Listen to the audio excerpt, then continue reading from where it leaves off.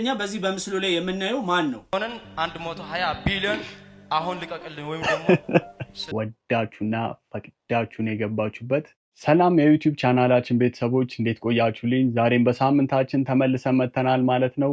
አዝናኝ የሆኑ አስተማሪም የሆኑ ቪዲዮዎችን ይዘንላችሁ መተናል።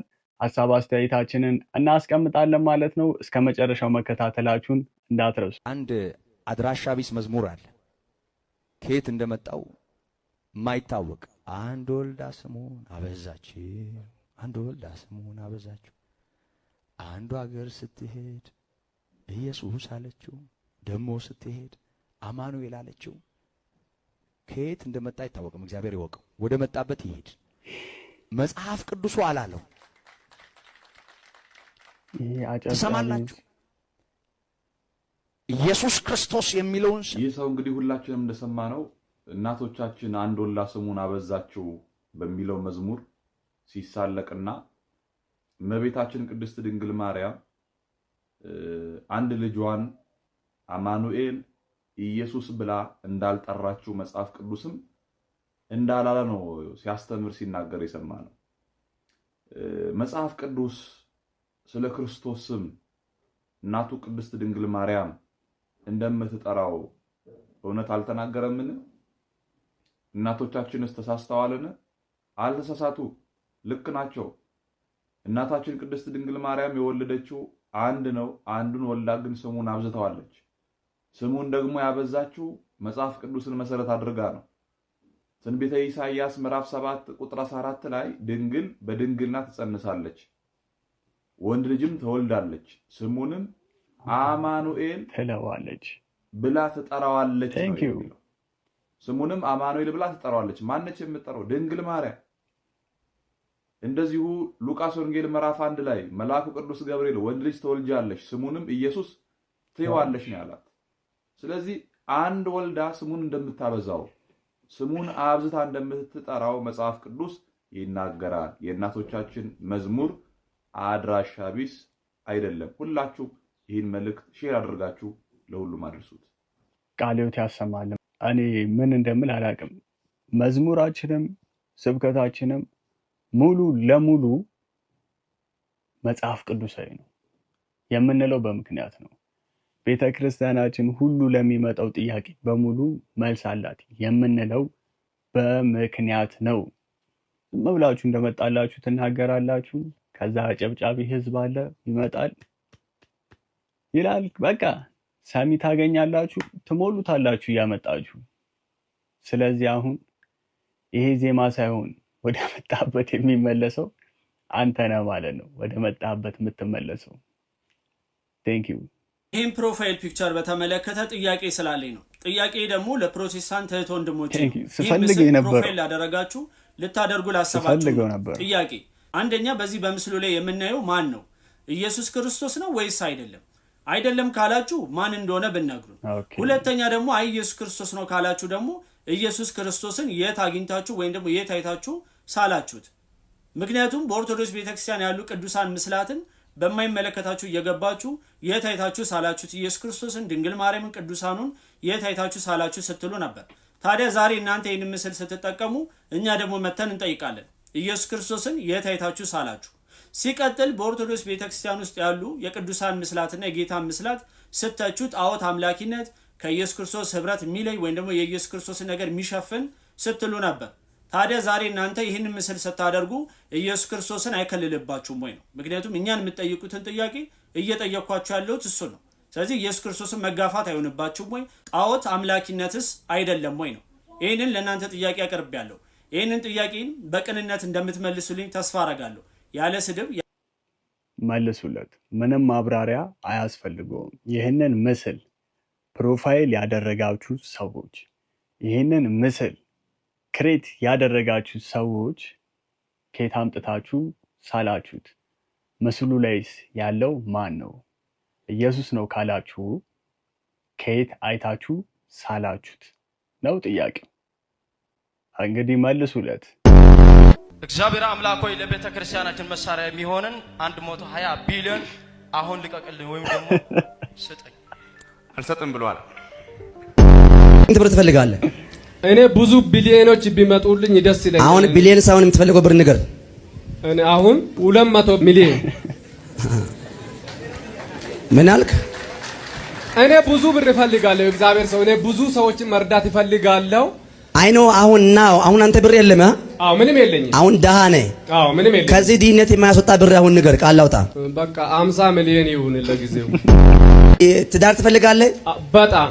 ሚስት ትፈልጋለህ? አሁን ግን እኔ ውስጣቸው ክፍል ያላቸውን አልፈልግም። ምንድነው የሚባለው? አሁን ይሄ ቪዲዮ ምንድነው የሚባለው? ለሰው ልጅ መሰረቱ ክርስቶስ እንጂ 120 ቢሊዮን ብር አይደለም። አሁን በእኛ ቤተክርስቲያን መታችሁ አንድን ሰው መድረክ ላይ አውጥታችሁ ምንድነው የሚያስፈልግህ ብትሉት ምን የሚል ይመስላችኋል? 120 ቢሊዮን አይደለም። መጀመሪያ አስቀድሞ የሚልህ ጌታዬ ሆይ ለሀገራችን ሰላም ስጥ፣ ለኔም ጤና ስጠኝ፣ የተቸገሩትን እርዳ፣ የታሰሩትንም አስፈታ፣ የታመሙትንም ወደ ጤናቸው መልስ ብሎ ነው የሚናገር። እዚህ ቤት ግን ድንቅ ነው። 120 ቢሊዮን ብር ነው የሚጠይቁት። አይ እንደሱማ አይደለም 50 ቢሊዮን ብር ይሁንልኝ ነው ጥያቄያቸው በሙሉ። ገንዘብና ገንዘብ፣ ስጋዊና ስጋዊ ብቻ ማለት ነው። ምን አይነት ነገር ነው? ማጨስ እርድና የሚመስላችሁ ልጆች ይህንን ቪዲዮ በደንብ ይዩት። ሱሰኛ ለሆነ ጓደኛችሁ ላኩለት። ሱሰኛ ከሆናችሁ ደግሞ ቁጭ ብላችሁ ስሙት። ይልች ብቻሽን ስትጠቀሚ ይኖረሚን አሁን 4 ሆነን እየተዝናናን ያ ድምጽ አይመጣም። እንደ ሌባ ላይ ይችላልው ላይክ የሆነ ነገር ይቀይራል እንጂ ይሄ ሊገለነው እኮ ምናምን ሰው አይፈልግም እኮ ብትሞት ነው ሰው ብትሞት ይሻልሃል፣ በቁም ሞተሃል። እርድና መስሏችሁ የገባችሁት የሰይጣን እጅ ውስጥ ነው። ሱስ እርድና አይደለም፣ የሰይጣን መጠቀሚያና መገልገያ መንገድ እንጂ። ሰይጣን ሊገላችሁ ሲፈልግ ሱሰኛ ነው የሚያረጋችሁ። ደንዝዛችሁ ራሳችሁን ከማጥፋታችሁ በፊት ነው። ሰይጣን መጫወቻ ሊያረግ ሲፈልግ ሱሰኛ ነው የሚያረግ። ከዛ የዘለለ ምንም ሊያረግ አይችልም። ይህን ስናገር በጣም ይቅርታ። ሱሰኛ የሆኑት ወዶ አይደለም ለምትሉ ሰዎች በደንብ ስሙ። ሁሉም ሰው ወዶና ፈቅዶ ነው የሚያደርገው። ማንም ሰው አስገድዱት እጅና እግሩን ይዞ አስቀምጦ እዚህ ውስጥ እንደዚህ አስገብቶለት እንካ ካላጭስ ትገደላለህ ያለው ማንም ሰው የለም። ራሱ ወዶና ፈቅዶ ከኪሱ ገንዘብ አውጥቶ ሱቅ ሂዶ ገዝቶ ክርቢት መለኮሻ ገዝቶ አምጥቶ ጣቱ ላይ አስገብቶ ለኩሶ ነው የሚያጨሰው።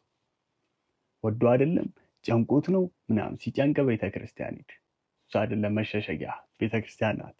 ሲከፋህ ና ለእግዚአብሔር ንገረው፣ መፍትሄው እሱ ጋር ነው። ሲቸግርህ ና እግዚአብሔርን ጠይቀው፣ ሰጪው እሱ ነው። ሌላ ወደው አይደለም የገቡት የምትሉኝ ነገር አልሰማችሁም። ወዳችሁና ፈቅዳችሁን የገባችሁበት ወደ እግዚአብሔር ተመለሱ፣ ከጭንቁሉ እንዲያወጣችሁ። እንግዲህ በህይወት ዘመኔ በጣም ብዙ ሴቶች ነው ያገባሁኝ። ከብዙ ሴቶች 8 ልጆች ወልጃለሁ። ይሄ 8ኛ የመጨረሻዋ ከዚች ከቆንጆዋ የወለድኳትኝ አንድ ሴት ልጅ ነች እና በጣም በህይወት ዘመኔ ሴት ወድጄ አላውቅም። እሷን ወደድኳትኝ። ፍቅር ይዞኛል ይላል። አዎ ወደድኳትና በቃ እንትን አልኩኝ። ለካ የሆነ ደላላ እንደዚህ ነው፣ ቤተ ክህነት ነው የሚሰራው፣ ሀብታም ነው፣ በቃ እሱን ብታገቢ ምናምን ብሎ ስልኩን የሰጣት እሱ ነው። በኋላ ስረዳ ማለት ነው። ኦኬ ይቺ ልጅ ደግሞ ዝም ብላ ጴንጤ ቸርች ገብታ የወጣች ነች እንጂ ጴንጤም አልሆነችም፣ አላመነችም። አሁን ይህ ሰውዬ አዳራሽ ውስጥ ነው የሚሰራው። ገና አዳራሽ ሊገባ ሲል 8 ሚስቶች ነበሩት። አሁን አዳራሽ ከገባ በኋላ ኦልሬዲ ወደ 80 ሚስቶች ተጠግቷል ማለት ነው። እኔ እንዴት ነው ጀብድ ነው ይነገራል እንደዚህ ሚዲያ ላይ። እርግጠኛ ለፈጣሪ እኮ አይነግሮም እንደዚህ ብሎ። እኔ እንጃ ኧረ ሲያስጠላ።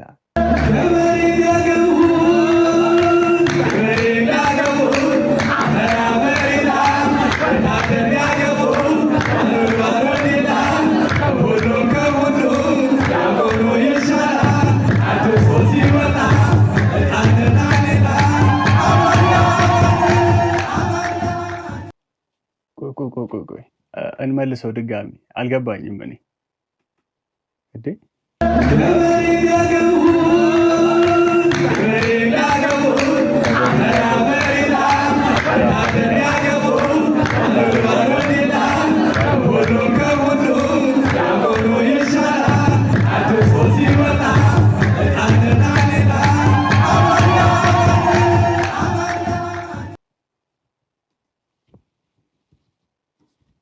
ፌል።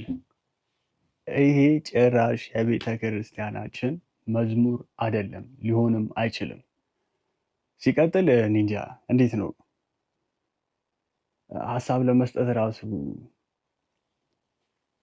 ምንድነው ግጥሙ? ሀሳቡ ምንድነው? ገበሬ ቢያገቡ አፈር አፈር ይላል። ኦኬ። ወታደር ቢያገቡ ባሩድ ባሩድ ይላል። ኦኬ። ዲያቆኑ ቀድሶ ሲወጣ እጣን እጣን ይላል። ምንድነው ሀሳቡ? አልገባኝም። ይሄ ቀድሶ የሚወጣው ዲያቆን ሲወጣ ከቅዳሴ በኋላ እጣን እጣን እያለ ሲወጣ የሚመገበው ያ አፈር አፈር ይላል ያልከው ያረሰው ያመረተውን እህል ነው የሚበላው። ይሄ ዲያቆን እንግዲህ ሰላም የሚሰጠው ጌታችን መድኃኒታችን ኢየሱስ ክርስቶስ ነው አይደለ? ከዛ በታች በምድር ያለው ወታደር አገር ድንበርን ስለጠበቀ ነው አንተ በሰላም ገብተህ ቀድሰህ እጣን እጣን እያልክ የምትወጣው። ስለዚህ ይሄ ነገር በዚህ ትሬንድ የተያዛችሁ ዲያቆናትን ነው እንጂ ሁሉንም ዲያቆን አይደለም። እንደዚህ ብላችሁ የምታስቡ ዲያቆናት አያስኬድም፣ በእውነት አያስኬድም። ራስ ወዳድነትን ነው የሚያሳያችሁ እና ፕሊዝ ይህችን ነገር ወደ ጎን ጣሏት፣ አታስኬድም።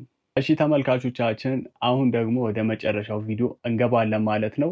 እስኪ እዩትና እዚህ ቪዲዮ ላይ በደንብ ሀሳብ አስተያየታችሁን እፈልጋለሁ። ኮመንት ላይ ገብታችሁ ታስቀምጡልኛላችሁ። ቪዲዮን እንመልከት። I will pay somebody to do this to me ካሜራ ላይ ለምን ትሰርቃለህ? የ15,000 ብር ሞባይል ካሜራ ላይ ያርጉ ይከፍላሉ። የምር I will pay ለምሳሌ ሶፊ ለምሳሌ አሁን እንደዛ የተደረጉ ሰዎች ጆካ ተመተውን መቀበል የማይፈልግ ብዙ ጭንቅላቱን ፕሮቴክት የሚያደርግ ህዝብ ስላለ ነው ባይ ነኝ። አይደለም ያን ያህል ዲሉዥናል የሆነ ሰው ደግሞ አይደለም የሚያወራል። እኔ እያልኩ ያለሁት እንትን ቦታ ነካኝና ሚነኩት ሌላ ሰው በልጦኝ በዚህ በኩል እየነካኝ በዚህ በኩል እንትን እያለ ወሰደብኝ ከማለት በቃ እኔ ምን እንዳደረጉኝ አላውቅም ምናምን ማለት ይቀላል። እንትን ቃሊቲ የተገኘች ልጅ አለች ከ4 ኪሎ ተነስታ ቃሊቲ ፖሊስ ጣቢያ ፊት ለፊት ቆማ እና ታምናለህ እና ቃሊቲ ዊሊንግሊ ተቀምጣ ራሷ ተሳፍራ ወጣ ምናምን ስትራመድ አታውቅም። ራሷን ኮንሽስ አይደለች። እኔ እንደዚህ አይነት ሰው አንኮንሽስ ሆኖ እንቀሳቀሳል አይንቀሳቀስም አይደለም ስሊፕ ዋኪንግ አለ ምናምን ትክክለኛ ሳይንቲፊካሊ ኤክስፕሌን መደረግ የሚችሉ ነገሮች። ይሄ ግን ሌላ ነገር ነው። ትሪገር ተደርጎ ነው አሁን የሚያወሩት ሰዎቹ መጥተው የሆነ ነገር ቡና አድርጎ ትሪገር አድርጎብኝ ነው የሆነ ነገር ነክቶኝ አስጀምሮኝ ነው ድንዘዛውን ነው አይደለ? አይሆንም። እሺ ከአካውንታቸው ብር የሚያስተላልፉ ሰዎች ባንክ ቤት ገብተው ምናምን ነገር ማለት ነው 50,000 ብር ምናምን ያስተላለፈች ልጅ አውቃለሁ። እኔ አሁን ለምሳሌ የሆነ ኤክስፕላኔሽን አለ የእያንዳንዱ ስቶሪ ላይ። እኔ ለእያንዳንዱ ሰው ኤክስፕሌን ማድረግ አልችልም፣ ግን አሁን ክድቢ አሁን ለምሳሌ ባንክ ሄዶ ኤክስፕሌን በቃ በልቶህ እንደዚህ እጄ ተበላውኝ ነው። ወይም ደግሞ የሆነ የሚያደርገው ሰው አለ፣ በዚህ መንገድ ላሽ እንዲባል የሚፈልግ ሰው አለ ወይ ምናምን። ሌቦቹ ራሱ ሌቦች ተሰረቀን የሚሉት ሰው ቪክተሞቹ ራሱ ሌቦች ናቸው ባይ ነኝ። እያልኩ ነበር እኮ አካውንታቸው የብዙ ጊዜ ሀሳቤ ይሄ ነገር መናገር ሰዎች ሞባይል ባንኪንግ ላኩኝ ኤክስፕላኔሽን አለው። አይደለም ወይ የሆነ ነገር ለማጣፋት ፈልገው ነው ወይ የሆነ ነገር ታይም ፈልገው ነው ወይም ብሩን ለፐርሰናል ኤክስፔንስ ደነዘዝኩ። ይኸው የምታምኑ ከሆነ እንግዲህ ማመን አለባቸዋ።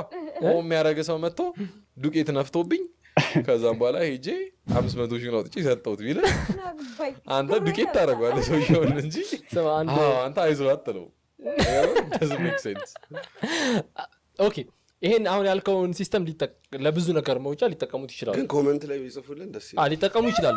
ኮመንት ላይ ገቡና ካሜራ ላይ ይኸውላችሁ እኔ ብዙ ጊዜ የማይገባኝና የማልረዳው ነገር ይኸውላችሁ፣ በእንቅልፍ ልባችሁ ልትጓዙ ትችላላችሁ፣ ወይ የሆነ ነገር አደንዝዟችሁ ልትሄዱ ትችላላችሁ። ምንም ነገር ስለማታውቁና ስለማታስቡ ስለማታገናዝቡ ማለት ነው። ያን ታይም ላይ የሆነ ነገር ያስነኳችሁ ታይም ላይ ነገር ግን ምንም የማያስኬደኝን ነገር ደግሞ ልንገራችሁ። ባንክ ገብቼ ፈርሜ ብር አውጥቼ ሰጧቸው የሚል ሰው ግን ጭራሹኑ ነው የማያሳምነኝ። ለምን እንደማያሳምነኝ የራሴን ሀሳብ ልስጣችሁ። ኦኬ ኦልሬዲ አደንዝዘዋችኋል። ዱቄት ነፍተው ይሁን የሆነ ነገር ብቻ አድርገው ደንዝዛችኋል ሙሉ ለሙሉ። ምንም ነገር አታስቡም ማለት ነው። ታዲያ እንዴት ነው ባንክ ሂዳችሁ ኤቲኤም አውጥታችሁ ፓስዋርዳችሁን አስታውሳችሁ ማለት ነው።